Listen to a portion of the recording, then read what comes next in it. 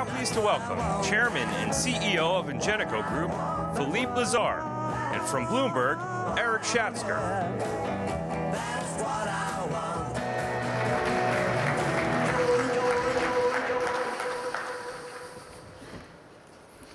All right, good morning, everybody. Good morning. I'm Erik, this is Philippe. Hello, good morning.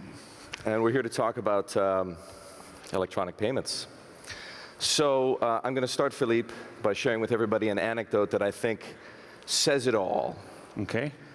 And speaks volumes about where we are in this industry and the degree to which it is moving or not moving forward. So some 10 minutes before I arrived here backstage, I went to the business center just down the hall to print out these two documents, or these 2 pages anyway.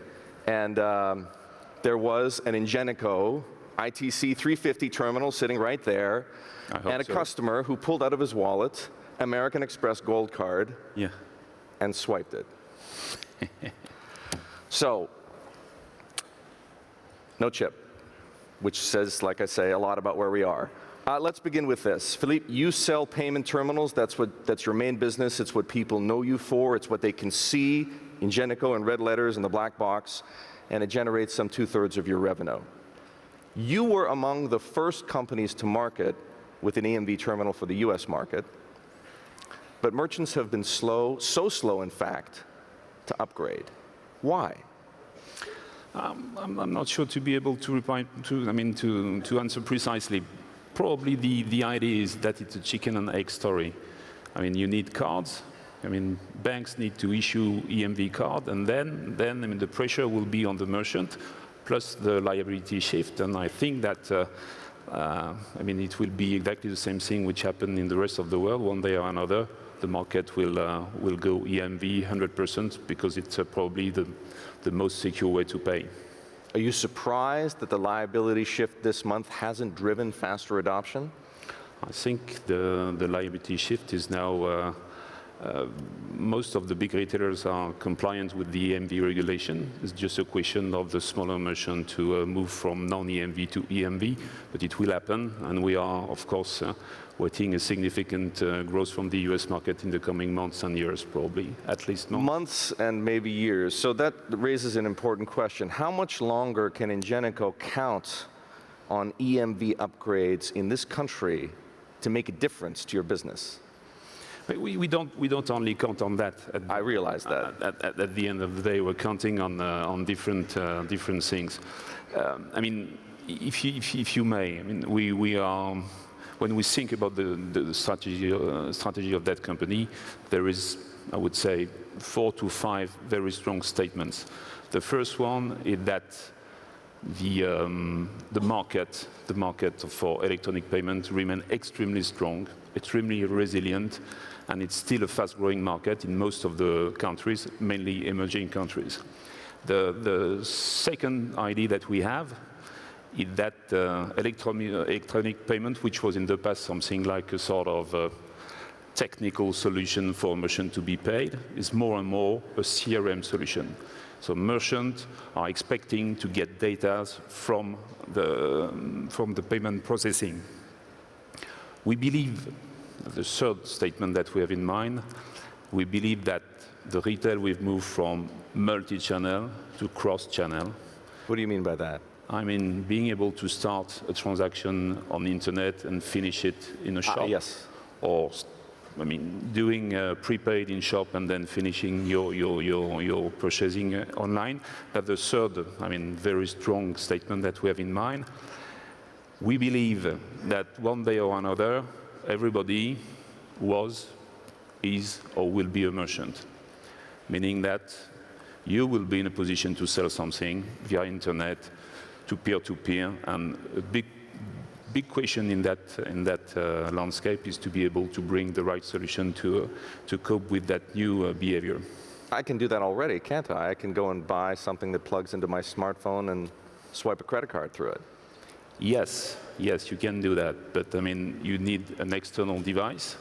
You need to have 2 devices. We strongly believe that being able to embed the payment solution within any type of devices which are not basically designed to be a payment device is something which will be a great opportunity. How long do you think it's going to take before we get there?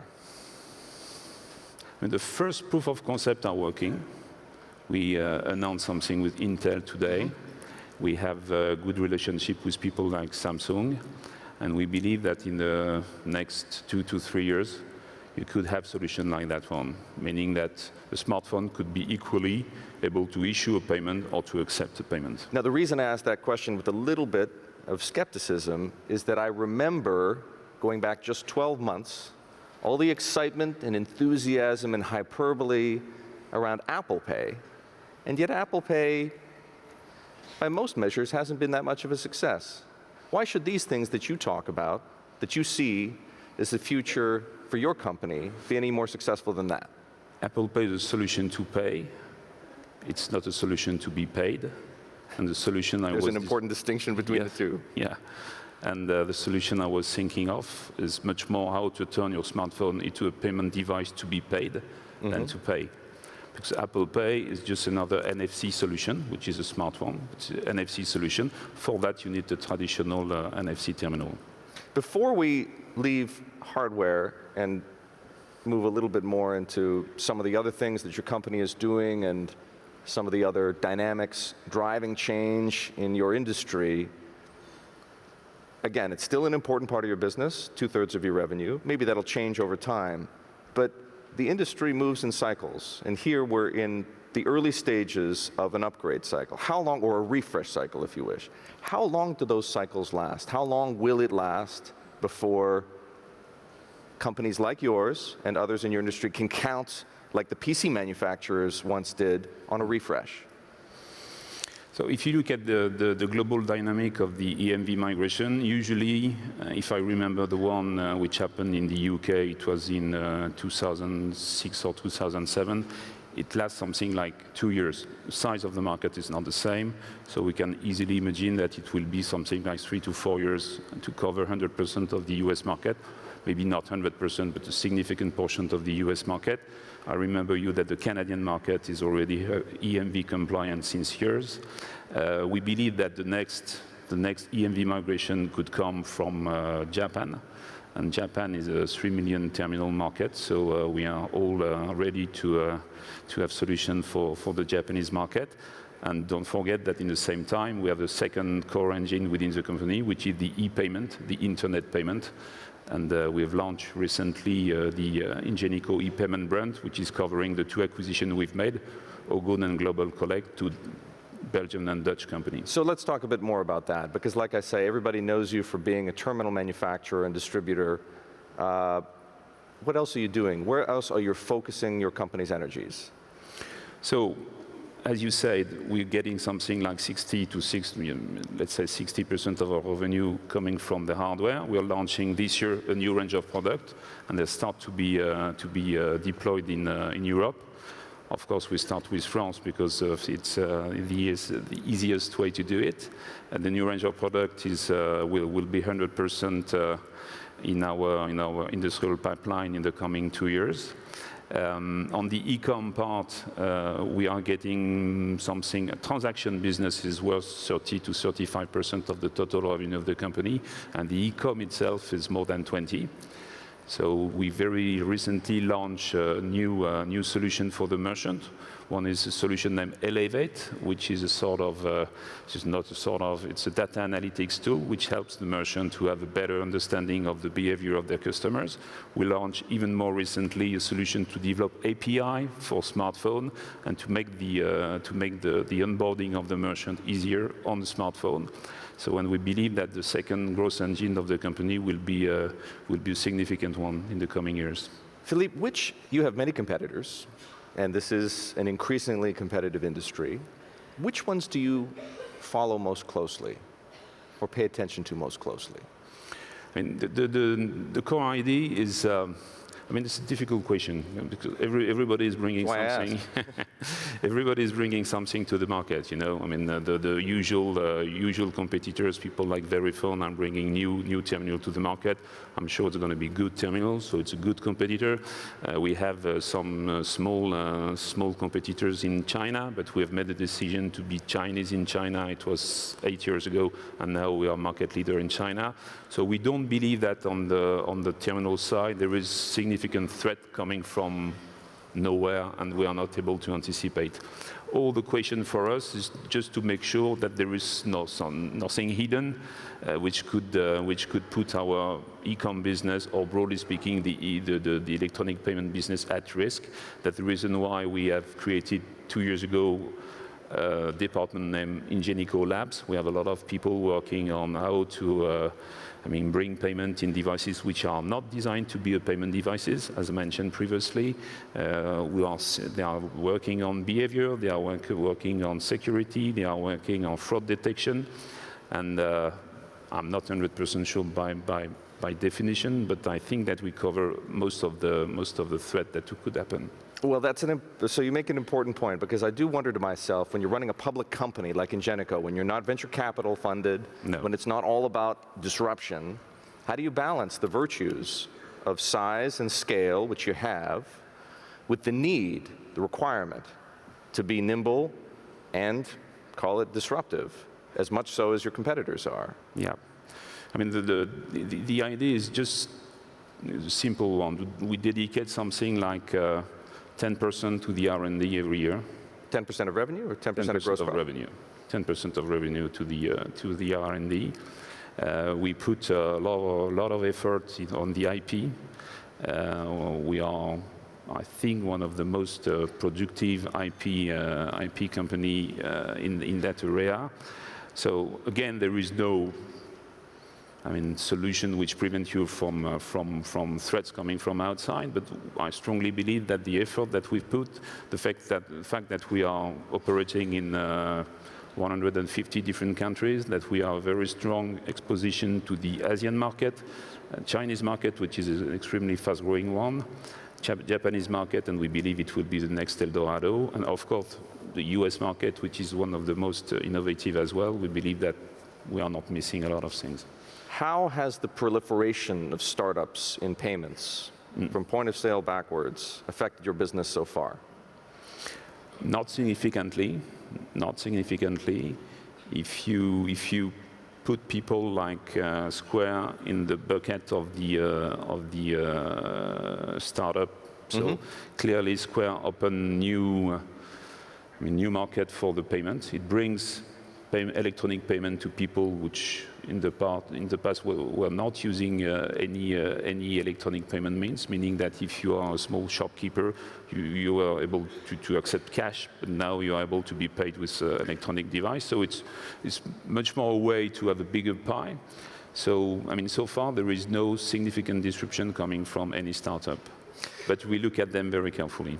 Many of your rivals, some of which are startups, Point, for example, Revel, Clover, Lightspeed, Shopify, and even Verifone, are developing platforms for merchants that go far beyond payments, right? And beyond security, which is an important component, to things like inventory management, payroll, and they're dreaming, they've got other ideas. They've got stores full of third-party applications. Why are you taking a different approach? We don't take a different approach. In fact, we have a marketplace which is related, which is linked to our new range of product. So the merchant will be able to download application from, which has been designed in HTML5, and they can have value-added services right on their terminal, downloaded from our marketplace. So, nothing. So if not a different approach, then it's a different tone. Now, maybe that's because those other companies, in some cases, are betting the farm on the third-party app store. Or maybe not, because I'm familiar with some of your literature, and I've spent some time looking at your products, and the emphasis is overwhelmingly on payments and security. Yep. So that's a little bit different. Is security still the killer app? You know, security, anti-money laundering, know your customers. My personal bet is it's going to be more and more important. The more different way you will have to pay, the more the question of are you able to have a good traceability of the transaction, who is paying for what, where does the money come from, is something which is very important, and we're working very actively on that. And that is because of pressure from the marketplace or pressure from regulators? Pressure from regulators, of course, central banks, financial institutions. That's also one of the reasons why there is no significant disruption coming from very small startups, because you have to be compliant with the, very high level of requirement coming from central banks, coming from PCI, and it's not an easy job to do. At least in this market, the merchant acquirers are the kingmakers, right? Once you get below the gigantic retailers, the decision about whose terminal ends up where often comes down to the merchant acquirer.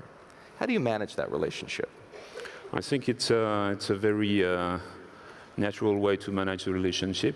Those people, they are our customers, and we are our clients, and we are extremely happy to have them in front of them. We are delivering them, I think, a very high level of performance with our terminal. I don't think that, at least on the US market, we don't have any reason to think that our relationship with the merchant acquirer are not good. In the rest of the world, it's, the situation is not exactly the same. Most of the time, merchant acquiring is done by banks directly. Situation in France, situation in most of the Western countries, same in China, partly true in Japan as well. So it's one of our channels to market, and of course we look at it. So that makes me think. You mentioned that you're doing business in 150 different countries. Based on what you've seen elsewhere, how is the U.S. experience going to be the same, and how is the U.S. experience going to be different in the migration to digital payments and electronic security? If you look at the it's a bit weird, because at the same time the EMV migration is taking time. You're using your card, and most of the time you have to swipe it to pay on the US market. And a lot of initiatives and innovation are coming from the US market at the same time. So you have to look at it in both ways. In one way, it's a very traditional and mature market on which we are able to sell our hardware solution plus our e-commerce solution. On the other way, you have to look at it very carefully, because we know that there is a strong and very innovative current of strength. So the US will learn from the rest of the world, or the rest of the world will learn from the US? I think it's both. Goes both ways. Yes. The EMV is coming from Europe. EMV is coming from Europe. How to turn your smartphone into a payment terminal is coming from the US, and that has been expanded outside of the US. So it works both ways. Is this industry too focused or not focused enough on point of sale? I think that from a merchant perspective, the POS and the terminal is something on which he counts a lot, because a big part of his business is coming from that. It has to be reliable, it has to be supported, it has to be innovative, it has to be in a position to accept any kind of payment terminal, any type of card, payment means, NFC. So when you talk to the retailers and to even the small merchant, they are keen to have a very professional device in their hands, because they know that big part of the money they are making is coming from that. You mentioned earlier Square, and you and I, in fact, were looking at the Square IPO prospectus backstage. That company had a great idea back in 2009. You described it, I could talk about it as sort of democratizing payments, right? Making electronic payments available to a much smaller scale group of merchants. But as everybody now knows, Square isn't making any money. In fact, it's losing a lot of money. And beyond Starbucks, it hasn't had much success moving upmarket to merchants of scale. What does Square's experience thus far, using that as an example, tell us about who the winners and losers will be in the payments industry? I think it's a bit too early to say if such an initiative, I mean, I'm speaking about the Square one or anything equivalent to Square, is going to be a success or not. If you look at the most of the major companies working in that business, they have something like 20 years of, I mean, they are doing that business. I mean, if you look at Ingenico, it's much more something like 30 years. A lot of other companies are at least 20 to 25 years old. I believe that understanding and being able to be, I mean, it's always doable to be a local company dedicated to a local electronic payment. As soon as you want to be international, as soon as you want to be interoperable, having solutions which can be used everywhere in the world, it starts to be another story. And that story, there is, at the end of the day, very few people able to tell it. That's what separates the men from the boys. Yeah. All right, Philippe, on that note, I thank you very much. Philippe Lazare, the CEO of Ingenico. Thank you.